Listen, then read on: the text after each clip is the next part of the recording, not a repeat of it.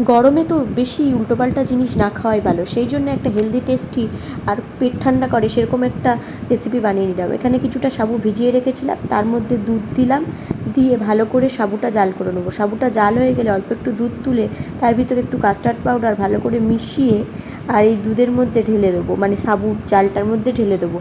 আর এখানে আমি কোনো চিনি অ্যাড করছি না, তোমরা চাইলে চিনি অ্যাড করতে পারো, চিনিটা সাধারণত না খাওয়াই ভালো।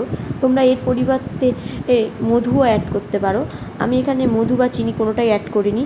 আর সাথে একটু দিয়ে দিয়েছিলাম কেশর। তারপর এটা ভালো করে নেড়ে চেড়ে নিয়ে এটাকে ঠান্ডা করে ফ্রিজে সেট হতে দিয়েছিলাম। আর এদিকে আমি কিছু ফল কুচিয়ে নিয়েছিলাম, যেমন আঙুর, তরমুজ, কলা আর সবেদা। তোমরা চাইলে এখানে ড্রাই ফ্রুটসও অ্যাড করতে পারো।